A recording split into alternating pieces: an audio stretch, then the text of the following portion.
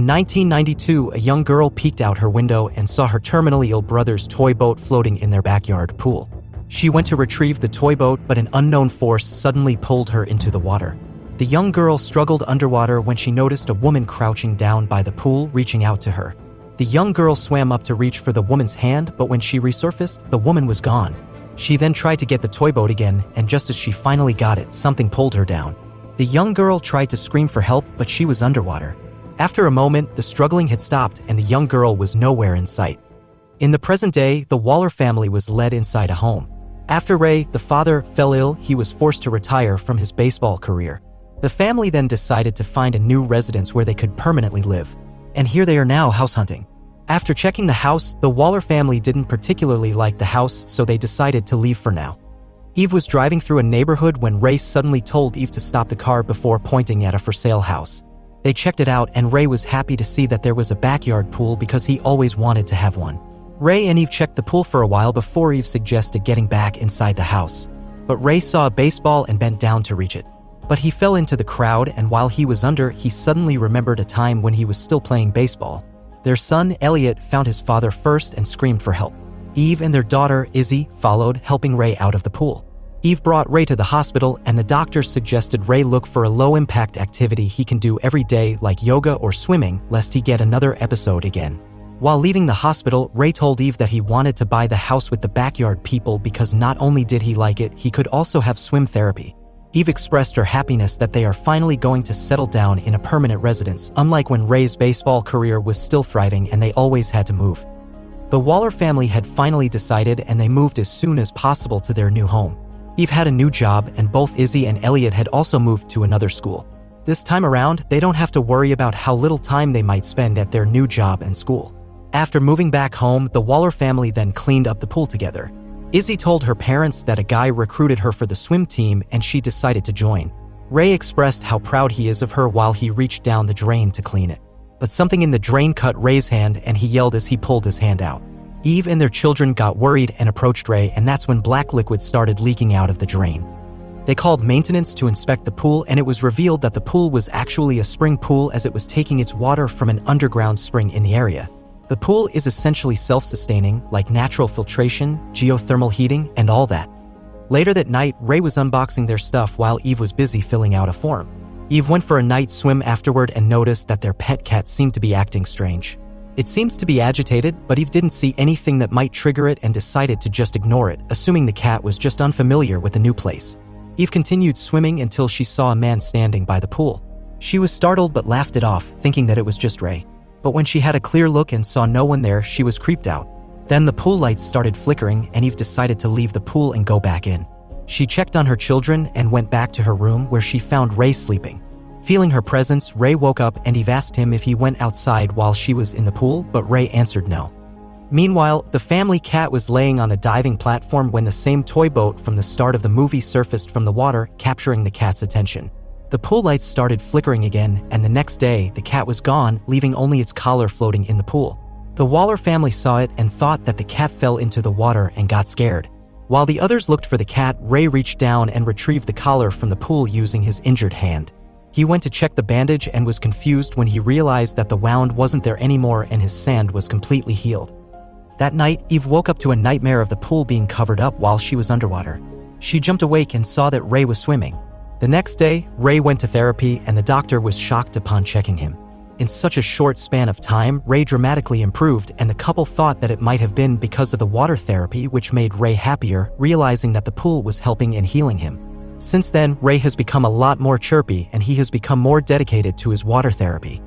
One day, Elliot invited his father to go swimming with him. Ray drew a smiley face on a coin and asked Elliot to toss it in the pool for him once he was done cleaning up. So Elliot waited for his dad in the pool.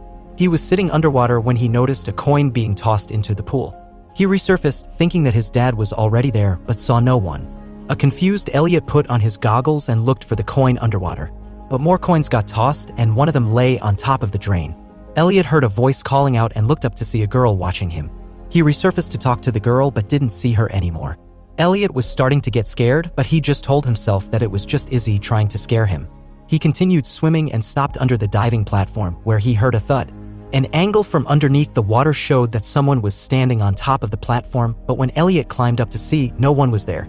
Elliot heard a young girl's voice from the skimmer plate. The young girl introduced herself as Rebecca, and as Elliot grabbed her toy from inside the skimmer plate, a hand grabbed his arm and started pulling him. Elliot screamed in fear when he noticed a silhouette from inside the skimmer plate and went to tell his mom.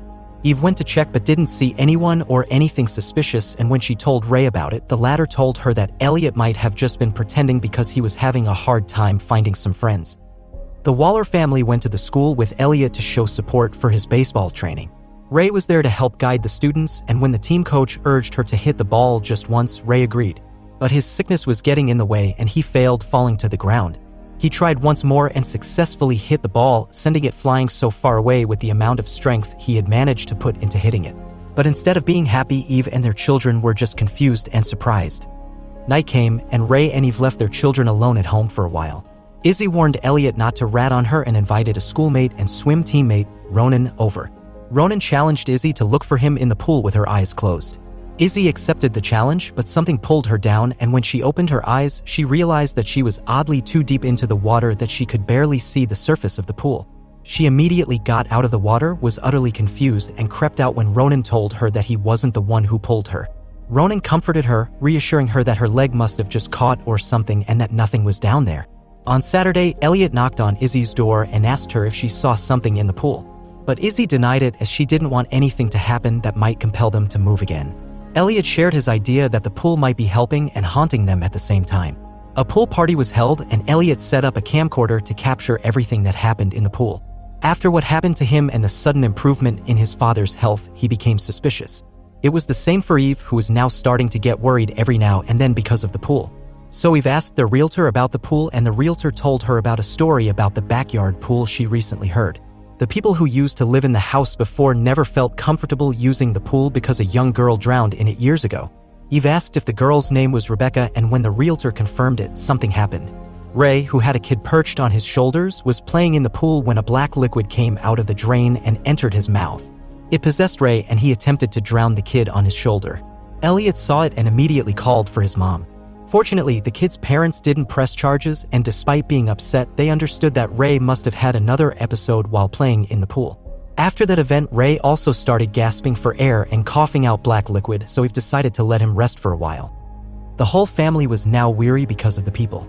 Eve did her own research about the pool and found out that there had been a long history of disappearances in the house. She tracked down Kay, Rebecca's mother, and asked her what really happened to the young girl before she supposedly drowned in the pool.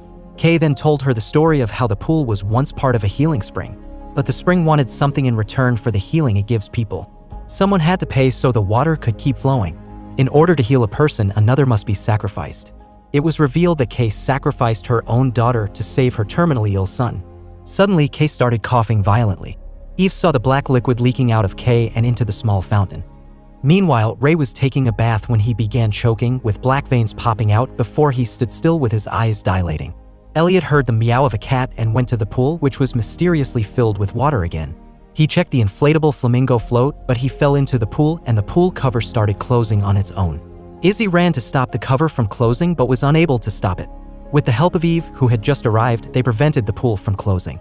Izzy ran to get help while Eve looked for Elliot underwater, but she couldn't find him anywhere, and that's when she found a dark spot. She secured herself and swam into the dark. She found Elliot in the deepest part and attempted to pull him out of the water. But all the people who had been sacrificed to the healing spring kept on pulling them back. Eve struggled against them and broke free, but due to the darkness, she couldn't find her way out anymore. Then Rebecca appeared with Elliot's smiling coin in her hand. She let go of it, and Eve realized that instead of swimming up, she had been swimming down instead. Eve finally saw the moonlight and took her son out of the water. Say pumped on Elliot's chest, trying to save him. Izzy, on the other hand, got injured when she slipped on a puddle of water and accidentally palmed the shards of glass on the floor. She then heard a strange sound and looked for her father, only to find him possessed. Ray chased Izzy down, wanting to sacrifice her to the spring, but Izzy fought back and hid. When he noticed Eve and Elliot, he went out and attacked Eve. Unbeknownst to him, Izzy was already standing behind him with a bat. She hit him, which caused him to drop to the ground, and with Eve's comforting whispers, Ray finally got back to himself. Elliot had also woken up, so the family prepared to leave as soon as possible, but Ray noticed the black liquid spreading in the pool and he knew that someone had to pay for the ghosts of the healing spring to stop haunting them. Ray made up his mind and swam towards the black liquid, sacrificing himself. Despite the tragedy that occurred, Eve and her children decided to stay in the house so that no one else could fall victim to the spring.